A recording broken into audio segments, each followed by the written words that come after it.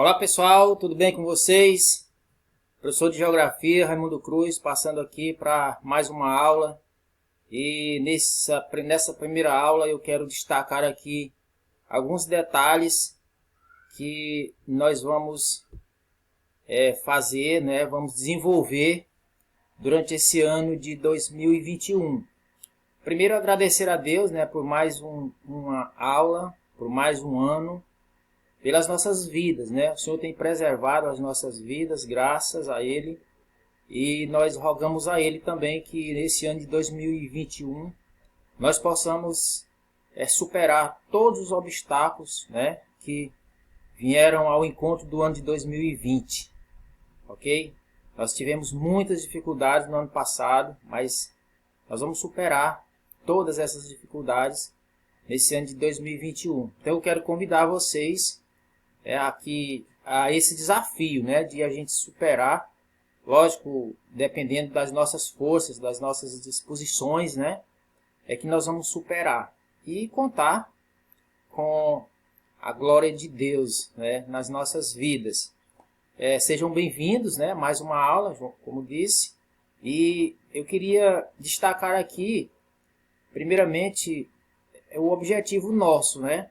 Eu costumo dizer na nossa primeira aula que nós estamos galgando aí mais um degrau rumo a uma nova modalidade, né? Daqui mais final desse ano vocês estarão indo para uma nova modalidade, né? Que é o ensino médio, certo? E passando essa fase aí, essa modalidade do ensino médio, vocês estarão numa faculdade ou em uma universidade, eu não tenho dúvida disso. Então eu quero convidá-los a, esse ano, se empenhar o máximo possível para que a gente possa vencer esses desafios, né? Desafios tantos que têm vindo contra cada um de nós.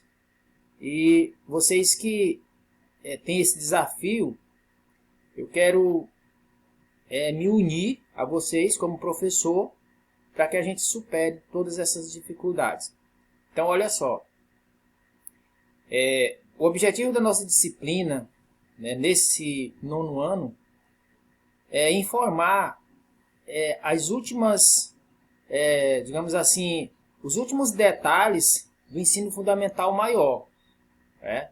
Nós vamos estudar um pouco da Europa, né, continente europeu, os continentes de modo geral, né? Nós já vimos em um determinado módulo, né, mas nós vamos ver agora em detalhes os continentes, né? O continente americano, o continente asiático, né? Os continentes de modo geral.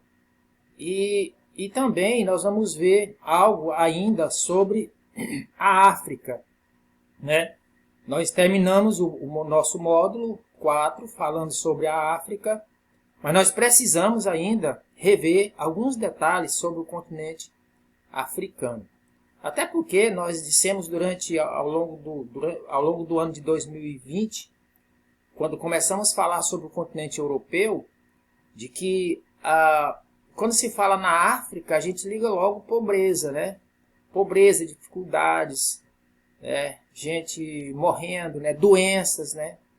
E isso não é verdade, né? A África, nós dissemos lá no início do ano de 2020, que a África é um continente muito rico, né? E nessa primeira aula eu ainda quero destacar um pouco sobre o continente asiático, mas quero contar, aliás, sobre o continente africano, mas quero destacar também a questão do empenho de vocês, né? Vocês, alunos de modo geral do nono ano, né? Espero contar com um empenho maior ainda esse ano. Foi bom no ano passado, mas eu quero esse ano mais ainda, porque é o último ano de vocês, né, no ensino fundamental.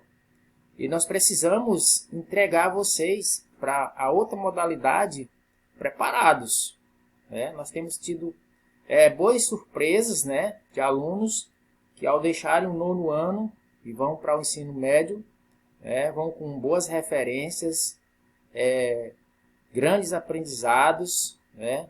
E isso é isso que nós queremos. Então esse é o nosso desafio também, mas queremos contar com o apoio de vocês, com o empenho de cada um de vocês nesse sentido, sabe?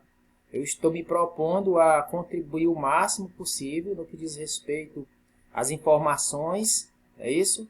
E com relação aos conteúdos também, vou me empenhar o máximo, mas quero que vocês também se empenhem o máximo para trazer essas informações. Outros detalhes que nós vamos abordar durante as próximas aulas, né? O primeiro capítulo que nós vamos abordar é a questão da globalização, né? A globalização. Gente, a globalização ela passa pela humanidade de modo geral, né? Embora a humanidade toda não esteja inserida na globalização, mas a humanidade está posta aí para toda a humanidade, para todos os continentes da Terra. Então, já na nossa próxima aula, nós já estaremos falando sobre o princípio, né? O início, né? Como chegou a globalização, em que países primeiro, né? E onde está hoje essa situação da globalização? Como está hoje a situação da globalização, né? O que interessa para a gente nessa primeira aula é a gente destacar também, de modo geral, né, o nosso conteúdo que vai vir aí, módulo após módulo, né? Mas hoje eu quero destacar, como já disse, um pouco sobre a África ainda, né? A África, diversidade e contrastes, né? Então, como eu disse já, quando a gente fala em África, o que a gente liga primeiro pobreza, doenças, é isso? Mas isso não é verdade. Mas a gente sabe que há uma diversidade muito grande na África e também muitos contrastes, né? Nós temos apenas um país considerado desenvolvido, né, na África, que é a África do Sul, mas todos os outros países são considerados países subdesenvolvidos. Então, aí já começa, né, uma desigualdade muito grande na África, né? Tem a questão do racismo, né, que foi incorporado por muito tempo, né, na questão africana, né? Tem a questão da colonização também, né, que emperrou aí por muito tempo o desenvolvimento da África, né? Países que somente queriam se dar bem, né, como se deram bem no Brasil, né, os europeus, assim também foi na África, os europeus, né, e assim por diante. Mas, na verdade, a África é um continente muito rico, né? Nós temos países muito ricos, grandes produtores de petróleo, grandes produtores de minérios de modo geral, né? E assim é um continente muito rico, mas tem, né, contrastes, né, e diversidades também. Então vamos ver aqui alguns aspectos naturais da África, né? O relevo e a hidrografia. Nós temos na África aí, de modo geral, pessoal, planaltos localizados na costa, né? Na costa africana é marcada por planaltos, o relevo, né? Há uma predominância muito grande de planaltos que são localizados na costa. E também planícies e depressões no interior.